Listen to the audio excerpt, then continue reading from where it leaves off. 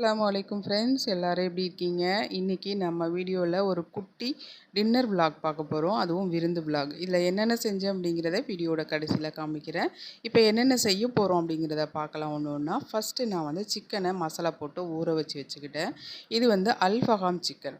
இதை வந்து தனியாக ஒரு ரெசிப்பியாக ஷூட் பண்ணி வச்சுருக்கேன். இதை நான் கண்டிப்பாக உங்களுக்கு ஷேர் பண்ணுறேன். இதை ஊற வச்சுட்டா கடைசியாக நம்ம சூடாக பொரிச்சு கொடுத்துக்கலாம். அடுத்ததாக நான் செஞ்சது வந்து ஃப்ரூட் சாலட். இதில் வந்து நான் கஸ்டர்ட் எதுவும் சேர்க்காம டிஃப்ரெண்ட்டாக ஒரு சாலட் செஞ்சு வச்சுருந்தேன். இதை ரெடி பண்ணி நம்ம ஃப்ரிட்ஜில் வச்சுட்டோம் அப்படின்னா நம்ம எடுத்து கடைசியாக பரிமாறிக்கலாம்.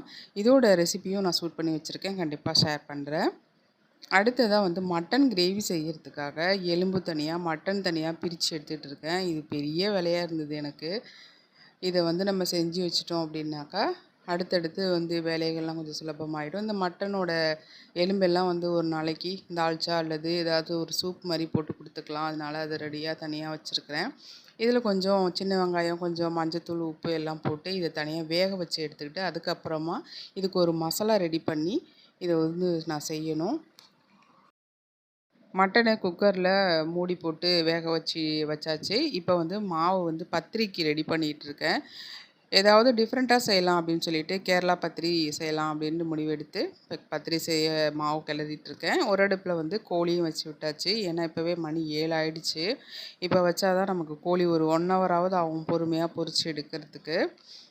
அதுக்கப்புறமா வந்து பத்திரியும் நான் வந்து சூடாக போட்டு ஹாட் பாக்ஸில் வச்சிடலாம் அப்படின்னு சொல்லிட்டு அதையும் நான் ரெடி பண்ணிகிட்டு இருந்தேன். இந்த மாதிரி வேலைகளை வந்து நம்ம கரெக்டாக ஒரு டைம் டேபிள் மாதிரி போட்டோம் அப்படின்னா விருந்து நேரத்தில் நமக்கு டென்ஷன் இல்லாமல் இருக்கும்.